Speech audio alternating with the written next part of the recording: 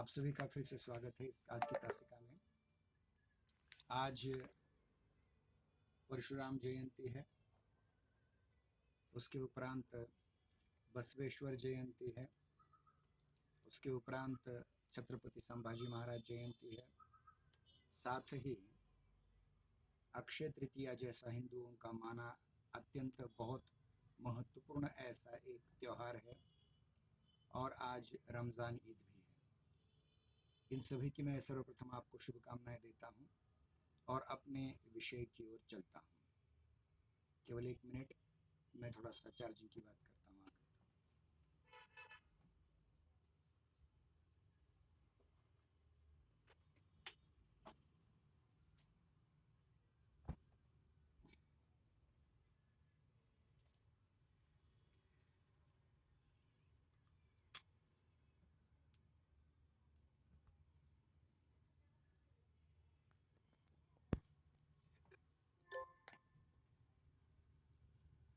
तो जैसे कि अभी मैंने कहा कि आज का दिन अत्यंत महत्वपूर्ण है। इस दिन में भारतीय दिनांक की दृष्टि से भगवान परशुराम की जयंती, उसके उपरांत महान समाज सुधारक बसवन्ना या बसवेश्वर जी की जयंती है। महान संस्कृत के तज्ञ और लेखक, कवि एवं छत्रपति शिवाजी महाराज के पुत्र छत्रपति संभाजी महाराज की तारीख के अनुसार जयंती है। अक्षय तृतीया जैसा एक महत्वपूर्ण मुहूर्त है आज, और साथ ही साथ रमज़ान ईद भी है। या यूं कहेंगे कि आज का दिन साहित्य के इतिहास में, भाषा के इतिहास में, सामाजिक सांस्कृतिक इतिहास में अत्यंत महत्वपूर्ण दिन है। और आज हम हर बार की तरह बीकॉम द्वितीय वर्ष चतुर्थ सत्र हिंदी द्वितीय भाषा प्रश्न पत्र 4 अर्थात संप्रेषण मूलक एवं व्यावसायिक हिंदी, इस विषय पर चर्चा करने वाले हैं। और इस विषय पर चर्चा करते समय हमने कुछ बातें आपसे गत सप्ताह की थी, जिन बातों में कार्यालयीन भाषा को लेकर के चर्चा की थी, खास करके कार्यालयीन कार्य विधि को लेकर के चर्चा की थी। और हमने ये देखा था कि नीति निर्धारण में राष्ट्रपति, प्रधानमंत्री, उसके बाद कैबिनेट मंत्री, राज्य मंत्री, उपमंत्री, ये केंद्र स्तर पर, और राज्य स्तर पर राज्यपाल, मुख्यमंत्री, उनके कैबिनेट मंत्री, राज्य मंत्री, उपमंत्री, ये नीति निर्धारण करते हैं। और प्रशासन व्यवस्था चलाने के लिए प्रत्येक मंत्रालय, चाहे वह केंद्रीय मंत्रालय हो चाहे राज्य स्तरीय मंत्रालय है, उसके अंतर्गत सचिव, अपर सचिव, संयुक्त सचिव, उप सचिव, निदेशक, अवर सचिव, शाखाधिकारी, अनुभाग अधिकारी और अनुभाग अधिकारी के अंतर्गत सहायक, वरिष्ठ श्रेणी लिपिक, कनिष्ठ श्रेणी लिपिक, जिनको प्रवर श्रेणी या अवर श्रेणी भी कहा जाता है, लिपिक, डायरीकार, टाइपिस्ट या आजकल के दिनों में कंप्यूटर ऑपरेटर, संगणक परिचालक, इस प्रकार से अनेक लोग कार्यालयीन कार्यविधि में काम करते हैं। और इसके उपरांत हमने कार्यालयीन कार्यविधि समझने के लिए कार्यालयीन पत्राचार विधि को समझने का प्रयास किया था, जिसके अंतर्गत हमने देखा था कि पत्रों की प्राप्ति तथा वितरण, वितरण की व्याख्या करना, उसके उपरांत बीजक बनाना, ये सारी चीज़ें हमने देख ली थी। आज की तासिका में हम अगली जो 4-5 स्टेज हैं, स्टेप्स हैं कार्यालयीन कार्यविधि में, उनको आगे ले जाने का प्रयास करेंगे। ध्यान रहे, अब तक हमने 2 स्टेप देखे थे। पहली पत्रों की प्राप्ति तथा वितरण, और दूसरा वितरण की व्याख्या। इसके उपरांत तीसरे स्टेज की ओर, तीसरे स्टेप की ओर या तीसरे चरण की ओर हम जाते हैं। उसमें अवलोकनार्थ डाक भेजना। केंद्रीय रजिस्ट्री अनुभाग या जिसको हम आवक अनुभाग कहते हैं या आवती अनुभाग कहते हैं, उसकी ओर से तत्संबद्ध अनुभागों को प्राप्त पत्रों के संबंधित दैनिक सहायक अर्थात डायरीकार या क्लर्क या लिपिक उन्हें अनुभाग अधिकारी अन्य प्रवर अधिकारियों के पास अवलोकनार्थ भेजता है। मतलब समझिए कोई पत्र आया, उस पत्र पर किस प्रकार से जवाब देना है यह उस अनुभाग का मुख्य अधिकारी तय करेगा। और यह मुख्य अधिकारी जब तय करने वाला होता है तो उस समय क्या है आवश्यक सबसे महत्वपूर्ण चीज कि उस पत्र का अनुभाग के वर्ग के अनुसार छांटना और उस अधिकारी तक वो डायरीकार अथवा क्लर्क पहुंचाएगा। और पहुंचाने पर वो अधिकारी वह अधिकारी वह पत्र पढ़ेगा और उस पत्र पढ़ने के बाद जो अपने से ऊपर अधिकारी है या उस पत्र से संबंधित जो कर्मचारी हैं उनकी बैठक लेगा और उनसे पहले वह पत्र पर लिखेगा, उस पत्र की प्रतिलिपियां बना करके अवलोकनार्थ प्रेषित। यानी उस बैठक से पहले, मतलब पत्र का उत्तर देने के लिए जिस बैठक को बुलाया जाएगा उससे पहले उस पत्र की प्रतियां उस मीटिंग में बैठक में शामिल होने वाले प्रत्येक व्यक्ति की ओर जाएं, वो उस पर तैयारी करें और यथोचित उसका क्या उत्तर देना चाहिए इस पर अपने भाव अभिव्यक्त करें। इसलिए ये एक प्रकार की बैठक होती है और ये अवलोकनार्थ प्रस्तुत किया जाता है। अवलोकन मतलब देखने के लिए, मतलब ये जो पत्र आया हुआ है इस पत्र में ये मांग की गई है और इस मांग को हमें प्रतिसाद देना है। इस आधार पर उसका गठन किया जाता है और ऐसे अधिकारियों के पद अंकित किए जाते हैं उस पर और भेजे जाते हैं। बाकी पत्रों का वर्गीकरण वह पुनः अनुभाग के अनुसार, मतलब एक पत्र किस अनुभाग का है उसके अनुभाग को जाकर के अवलोकनार्थ प्रस्तुत ऐसा उस अधिकारी की ओर से लिख लेना और अन्य लोगों तक पहुंचाना और फिर दूसरे पत्र की ओर जाना। इस प्रकार से बड़ी कॉम्प्लेक्स, यानी यूं कहेंगे कि बहुत जटिल प्रक्रिया होती है कार्यालय की प्रक्रिया। फिर आगे चलते हैं, चौथी स्टेप आती है वह पत्रों का दैनिकीकरण। मतलब अनुभागीय अधिकारी जो होता है वो प्राप्त पत्रों को दैनिकी क्लर्क, मतलब जो दैनिक लिखने वाला क्लर्क होता है, उसके सेक्शन डायरी में वो दर्ज किया जाता है। किस दिन आया पत्र, किस बजे कितने बजे आया और कब तक उसका उत्तर देना अपेक्षित है, ये सारी चीजें उसमें होती है। और एक बार वो पत्र दर्ज किया तो फिर उस पत्र को, उन पत्रों को डायरी में नहीं अपितु जो बिना नाम के आई हो, केवल अधिकारी के नाम, अधिकारी इस पद के नाम पर वो पत्र आया हो, किसी अधिकारी के नाम पर नहीं, अधिकारी के पद के नाम पर जो पत्र आया हो उन पर कार्रवाई करने का आदेश न दे करके। मतलब देखिए इसमें जटिल समस्या यह है कि जो पत्र आते हैं उन पत्रों का वर्गीकरण करने पर विषयानुसार, उस विषय के अनुसार उस अधिकारी को अवलोकनार्थ प्रस्तुत करने के उपरांत उस पर वह दर्ज किया। कभी कभी क्या होता है कि कुछ पत्र असंबद्ध होते हैं तो ऐसे पत्रों को अलग निकाल कर रखा जाता है जो इस कार्यालय से संबंधित नहीं रहते, उन पर कोई उत्तर या कार्रवाई करने का आदेश नहीं दिया जाता। नेक आवतियां, आकस्मिक छुट्टी, अगर समझिए कोई कर्मचारी है उसको कैजुअल लीव यानी आकस्मिक छुट्टी पर जाना है तो उसके आवेदन पत्र, टेलीफोन की सूचियां, छुट्टी की सूचियां, ये इन चीज़ों को दैनिकी में दर्ज नहीं किया जाता जो सामान्य बातें हैं।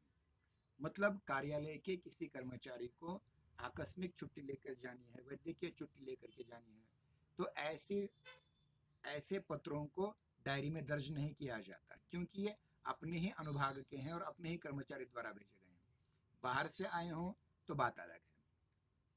इसके अतिरिक्त किसी अधिकारी, निदेशक, सचिव या विभागाध्यक्ष या इनके कार्यालयों अथवा अन्य अनुभागीय कार्यालयों से आई स्वतंत्र टिप्पणी, कार्रवाई के निमित्त अन्य भागों से प्रेषित टिप्पणियों के उद्धरण, ज्ञापन तथा अन्य अनुभागों की अनौपचारिकता निर्दिष्ट की जाती है। और लौटाने वाली फाइल में उस दैनिकी में चढ़ाया जाता है। समझिए 5 तारीख को ये पत्र आया और 15 तारीख तक उसका उत्तर देना है। तो उस प्रकार से क्रमशः यानी जो जिसकी ज़रूरत इस समय उत्तर देने की है तो उसकी झट से उत्तर दिया जाता है या 1-2 दिनों में उत्तर दिया जाता है। लेकिन जिनके उत्तर देने की तारीख आगे है, बहुत ज़्यादा है, उनको थोड़ी देर के लिए टाला जाता है, फाइल में नथी करके रखा जाता है। इस प्रकार अन्य अनुभागों में भेजे जाने वाली फाइलें फाइल रजिस्टर में चढ़ाई जाती हैं और लौटने पर उनका दैनिकीकरण होता है। मतलब दैनिकीकरण किस दिन में कौन सा काम करना है, किस दिन को इस पत्र का उत्तर देना है, वगैरह वगैरह। अन्य अनुभागों से समीक्षा या छानबीन के लिए आई हुई फाइलों को लौटाना होता है। इसीलिए वे अनुभागीय आवाजाही रजिस्टर, आवक जावक रजिस्टर में दर्ज होता है, डायरी में नहीं। किंतु इन्हें यदि किसी तीसरे अनुभाग में समीक्षा या टिप्पणी के लिए, टीका के लिए भेजना होता है तो वहां से लौटने पर उनका दैनिकीकरण करना ही पड़ता है। देखिए, मैंने बहुत बार कहा है कि कार्यालयीन कार्यविधि अत्यंत जटिल है। इसलिए ये कहा जाता है कि दफ्तर यानी कार्यालय की सीढ़ी पर चढ़ना नहीं चाहिए। यानी पुलिस, कार्यालय और कोर्ट, इन तीनों की तीन की सीढ़ी चढ़नी नहीं चाहिए। लेकिन ये सब नियमानुसार जब होता है तो उसके लिए आवश्यक होता है कि इन्हीं नियमों के अंतर्गत हो जाए। और देखिए कि मतलब जिन पत्रों पर कोई टिप्पणी नहीं होती उनका दैनिकीकरण नहीं किया जाता, लेकिन जिन पत्रों पर टिप्पणी अवश्य दी जाती है उन पत्रों का दैनिकीकरण करना आवश्यक होता है। और इनके संबंध में अनुभागीय आवाजाही मतलब आवक जावक रजिस्टर में प्रतिनिर्देशित सुझाव भी देना होता है। यानी इस प्रकार से ये किया जाए तो ये होगा, इस प्रकार का इस पत्र का उत्तर इस प्रकार दिया जाए तो ठीक रहेगा, वगैरह वगैरह। ये सारी चीजें यहाँ होती हैं। अब देखिए 5वां जो चरण है उसमें प्राप्तियों का विवरण दिया जाता है। मतलब वितरित डाक से लौटने पर दैनिकीकरण के उपरांत दैनिकी क्लर्क इस बात को ध्यान में रखता है कि भेजी गई डाक, यानी भेजी गई, आई हुई नहीं, भेजी गई डाक या फाइल ऐसे अधिकारी या अधिकारियों के पास क्रमशः प्रस्तुत की जाए जिनके द्वारा या जिनकी टिप्पणी से वह ऊपर भेजी गई है। मतलब छोटे अधिकारियों से बड़े अधिकारियों को कोई पत्र दिया जाता है, कोई फाइल दी जाती है, कोई संलग्न प्रपत्र दिया जाता है, तो उसका भी यहाँ टिप्पणी होना अत्यंत आवश्यक होती है। सहायकों या क्लर्कों के नाम अंकित, ध्यान रखिए हर बार जिस क्लर्क के द्वारा या जिस लिपिक के द्वारा या जिस सहायक के द्वारा उस पत्र का उत्तर अपेक्षित है उसका वहां नाम दिया जाता है। समझिए श्री श्रीनिवास जी, अगर एक उदाहरण मैंने नाम दिया, या श्री विक्रम जी, इसका उत्तर आज देना है आपको। मतलब उपरयुक्त वरिष्ठ अधिकारी जो होता है वो ये पहचानता है कि अपने अंडर में काम करने वाले व्यक्ति कौन से विभाग से संबंधित हैं और किन से किस प्रश्न का उत्तर अपेक्षित है।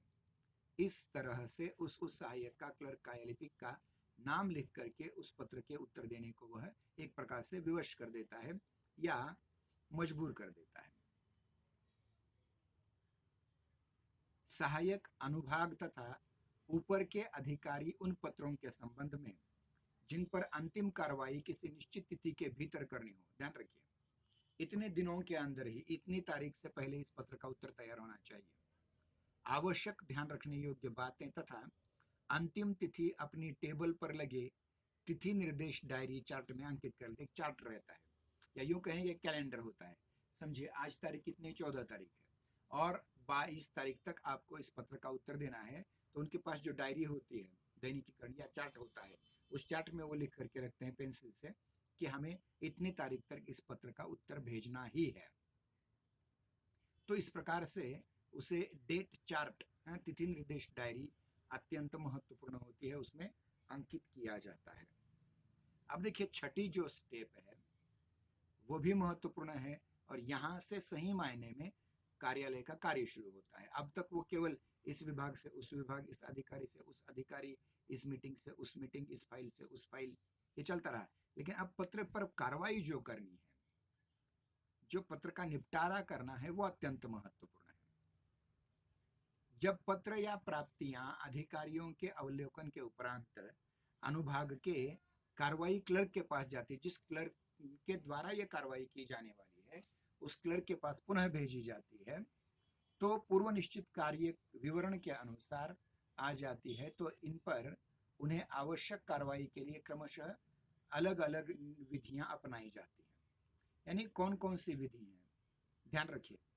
मतलब जो सारे पत्र एक अधिकारी के पास आए, उसने अवलोकन के लिए भेज दिया, उसके उपरांत उसकी दैनिकीकरण हुआ, उसको नथी करके फिर से लाया गया, तो इसमें सबसे पहले इसमें 7 अलग अलग विभाग प्रकारों द्वारा इनकी अग्रता या इनका अग्रक्रम निश्चित किया जाता है। तो सबसे पहले क्या होता है कि उन पत्रों को लिया जाता है जिन पर तत्काल या अग्रता लिखा हुआ है, मतलब इसका उत्तर हमें झट से देना है, या इसको अग्रक्रम से, पहले क्रम से पहले बार लेकर के इसका उत्तर देना है, ये पहले निश्चित किया जाता है और उसको अग्रक्रम दिया जाता है।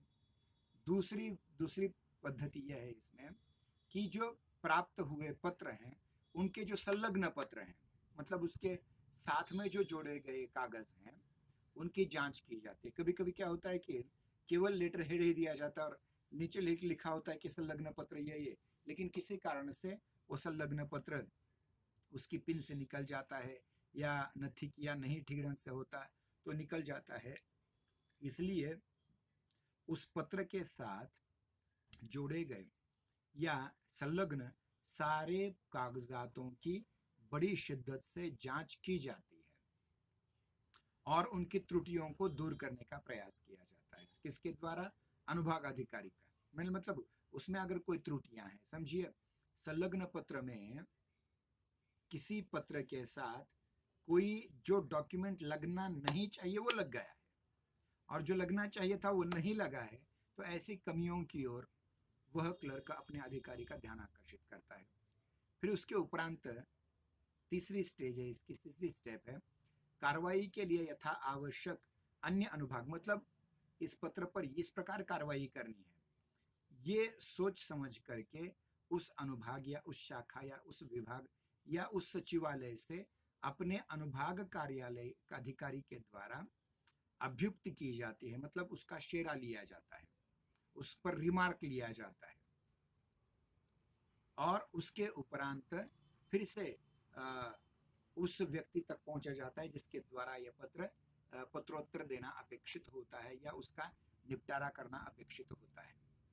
फिर उसके बाद चौथा चरण यह है कि प्राप्ति में अंतर्निहित मामलों की कार्रवाई के लिए संलग्न सामग्री जुटाना। मतलब देखिए प्राप्ति मतलब जो कुछ पत्र आए हुए हैं उन पत्रों में से जिन पत्रों के उत्तर देने के लिए जिस सामग्री का, चाहे वो आंकड़ों की सामग्री हो, चाहे अक्षरों की सामग्री हो, चाहे पत्र हो, चाहे कागजात हो, चाहे नक्शा हो, चाहे ग्राफ हो, चाहे चित्र हो, चाहे फाइल हो, उन सबको पहले एकत्रित करना पड़ता है। मतलब प्राप्ति में अंतर्निहित मामलों से पूर्व निपटारित, मतलब उसी विषय पर पहले कभी पत्राचार हुआ है क्या, उसका इतिहास देखना पड़ता है और उसकी प्रतिलिपियां जो होती हैं उन प्रतिलिपियों से बहुत फायदा होता है। मतलब अगर पहले की स्टडी अगर अच्छी हो, उसी विषय पर कितना पत्राचार किन किन मंत्रालयों किन किन कार्यालयों से हो चुका है, इसका अगर आपके पास डाटा मौजूद है, प्रदत्त मौजूद है, तो आगे के उत्तर देने में आसानी हो जाती है और तुरंत उसकी व्यवस्था की जाती है। और फिर अनिर्णित मामले, मतलब समझिए कि कुछ बातों पर कार्रवाई नहीं हुई है, कोई निर्णय नहीं लिया जा रहा है या नहीं ले पाया है, तो अनिर्णित मामलों पर कार्रवाई करने के लिए संगत सामग्री वो जुटाते हैं। मतलब ये चाहिए वो चाहिए, हाँ अमुक अमुक क्रमांक की फाइल में चौथे नंबर पर इसका डाटा है, अमुक क्रमांक की फाइल में 8वें नंबर पर के पेज पर इसका डाटा है। ये सारे डाटा एकत्रित करके उसका उत्तर देने में हमें आसानी हो जाती है। 5वां चरण है प्राप्ति से पूर्व संदर्भ, मतलब पहले पूर्व संदर्भ देख लीजिएगा।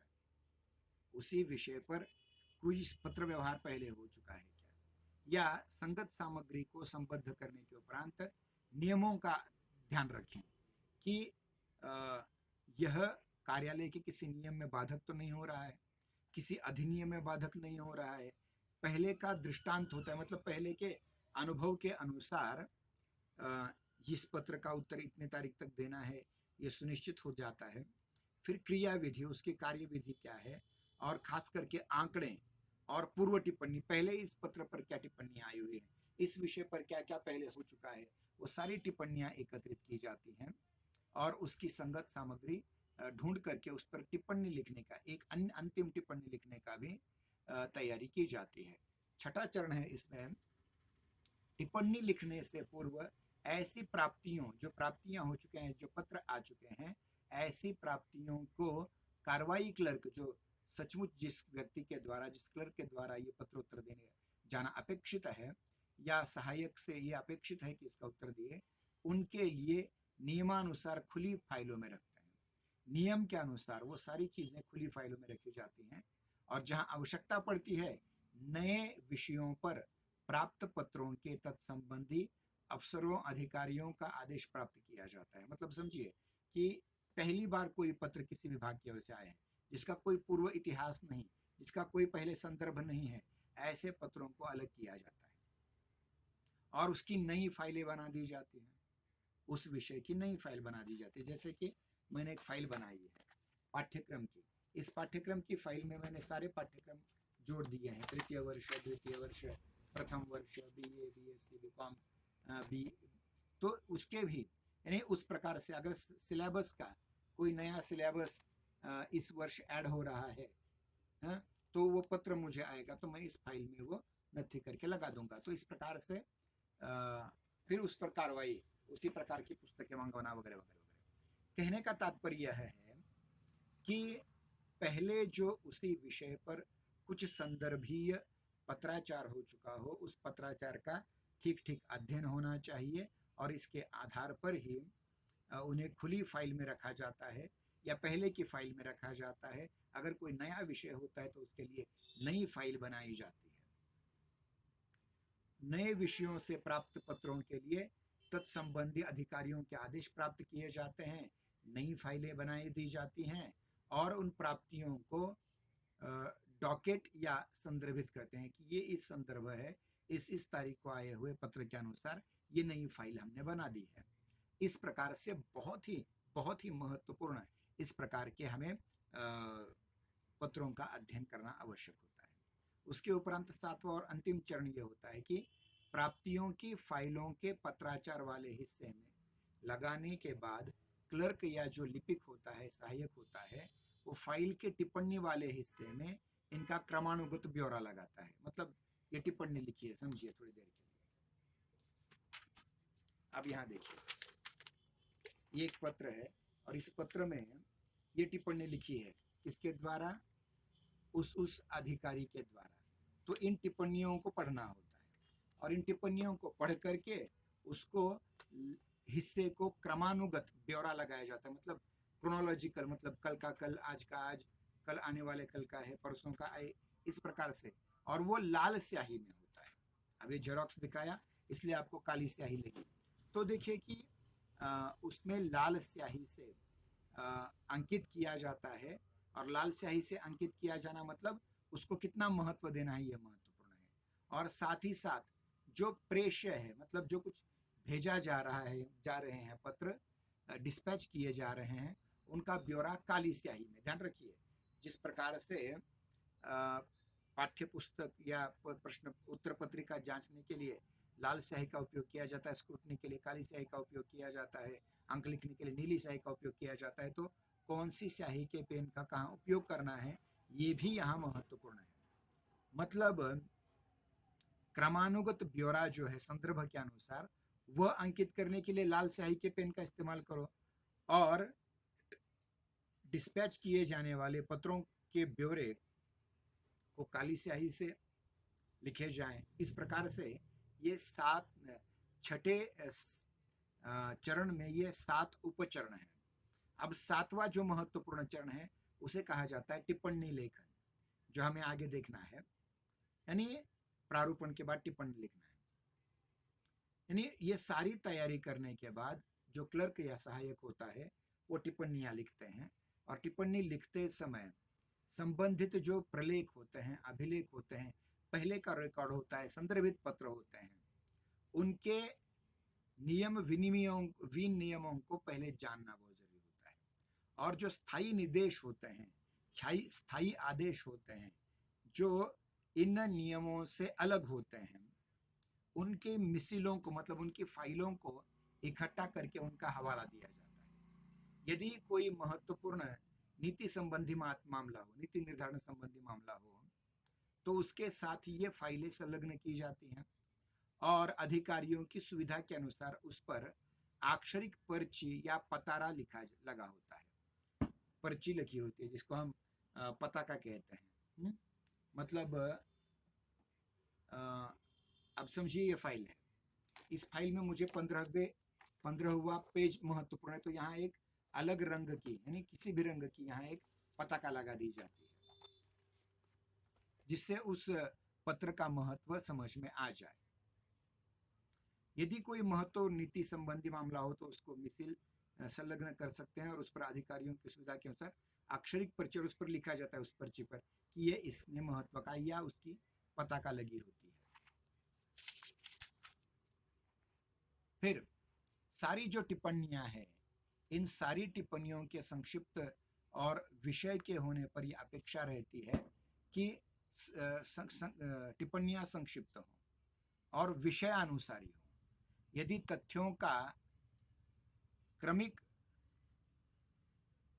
है एक अच्छी तरह से, तो उसका हवाला दिया जाता है। तथ्य ध्यान रखिए, आप कहानी उपन्यासों में कल्पना के द्वारा कोई एक काल्पनिक बात घुसेड़ सकते हैं, लेकिन पत्राचार में ऐसा नहीं होता।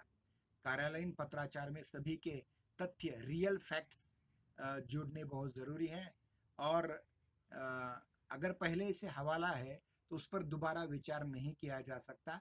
जो पहले विचार किया गया था वही पर्याप्त है मान करके चलना पड़ता है। टिप्पणी लिखने के बाद अनुभाग अधिकारी उस टिप्पणी को अच्छी तरह से जांच करता है, टिप्पणी सचमुच योग्य है या नहीं। ध्यान रखिए, इसको कहा जाता है चेकअप। प्रत्येक स्टेज पर उस पत्र की प्रामाणिकता को जांचा जाता है, उत्तर की प्रामाणिकता को भी जांचा जाता है, तथ्यपरक को भी जांचा जाता है। इसलिए कार्यालयीन कामों में हमें जो दिरंगाई दिखाई पड़ती है, जो समय जाता दिखाई देता है, वो समय जाता नहीं है, अपितु किसी चीज पर अन्याय न हो, किसी व्यक्ति पर अन्याय न हो, किसी विषय पर अन्याय न हो, इसको लेकर के ही चर्चा की जाती है।